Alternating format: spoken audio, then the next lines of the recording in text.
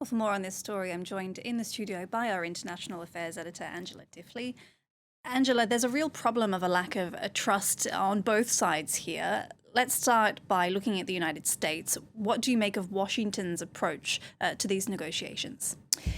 Well, first of all, if you look at, how Iran is positioned in this, they have talked about Donald Trump's constant contradictions and frequent changes of position. We don't know, of course, whether that is Donald Trump being irrational, impulsive. There's a lot of stuff in the Wall Street Journal about how his aides are worried about his decision-making and his constant posts on media, or indeed whether it's part of his habitual idea that this destabilizes the opponent in negotiations. That is true. It could be either of those things.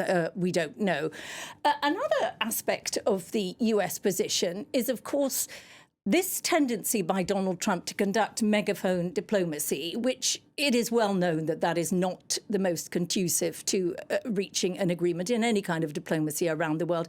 It allows no place for face-saving. It is about maximum humiliation of the opponent in public, and that doesn't tend to get your opponent to want to work towards a deal with you. And Trump's habit of doing this has actually created problems probably for the negotiations. Beyond that, then we have to see, the Washington side, do they continue with the blockade? There are reports that Trump told the Pakistani mediators that he would consider temporarily ending the blockade.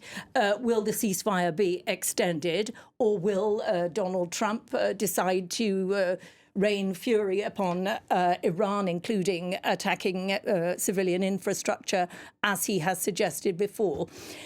There is a complete lack of trust on both sides. And above all, the Iranian side fear that the United States at any time might surprise them with an attack mid-negotiations, which has happened twice in that June war last year and again earlier this year. So there is this total lack of trust. All right, so if these talks do go ahead, then what is Iran's stance going into this? Well, they have set as a precondition that they want the blockade on their ports, which the Americans have been conducting for a week or so now, to end. There are some signs that perhaps that is proving to be an effective strategy. It's very difficult to know from outside, but we do know that Iran's economy was in dire straits before this war, that the economic conditions were one of the key factors which pushed people out onto the streets in January. It is something that is likely to be creating a big problem for Iran. They have said that is a precondition. Of course, that blockade was imposed because the Iranians closed off the Strait of Hormuz, so it isn't that straightforward.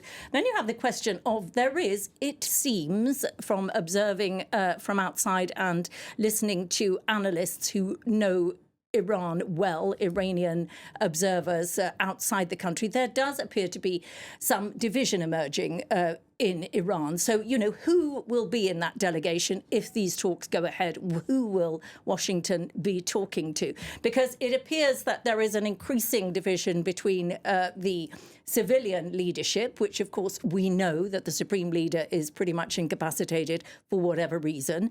And so there is some division between the interim or the de facto leadership on the civilian side, if you like, and the military, who are increasingly calling the shots, literally, in Iran. And there is, it seems, some division. We saw on Friday how the Foreign Minister Araghchi said Strait of Hormuz is opened. Very quickly afterwards, he corrected that and said, no, it's not, because the Americans haven't ended their blockade. There does seem to be a lot of division, and there appears to be perhaps division within the military leadership.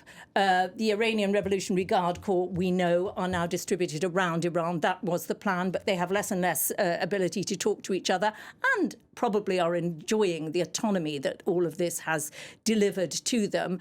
They don't all agree, and always within Iran, before the war, there was an ongoing disagreement between nationalists, if you like, who in some cases would trade Iran's militias, Iran's proxies for a relief in sanctions, and the Islamist leadership, who are much more, of course, ideologically rooted, religiously motivated, and they are keen to pursue a nuclear deterrent because they see it as a deterrent. They point to Russia, to North Korea, and how America has not attacked them. Speaking of nuclear deterrence, remind us of the key sticking points in these negotiations. Yeah, so, at the beginning of these negotiations, of course, there was talk of regime change. There was talk of Iran giving up its ballistic missiles.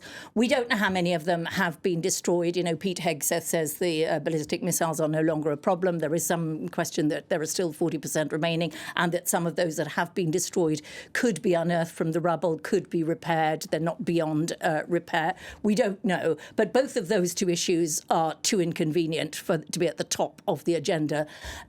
The United States feels it must come away with some very significant progress on the issue of the Iranian nuclear program, which is enriched beyond what could be any peaceful application. And the Iranians have not let international monitors monitor it. So the argument that it's for civilian purposes is not widely believed around the world. They will, we've been here before, the Americans said a 20-year suspension, the Iranians said a 5-year suspension, maybe they'll meet in the middle. Of course, now Hormuz, which wasn't even a thing before this war, is now the other big issue. Iran wants to maintain control. It knows it can weaponize it at any moment. It's maximum leverage in any future disputes. But the Gulf states would find that unthinkable if Iran is allowed to keep control of Hormuz. So they are the big issues that need to be some sort of agreement reached on if these talks go ahead. All right, Angela Diffley, thank you very much for your analysis.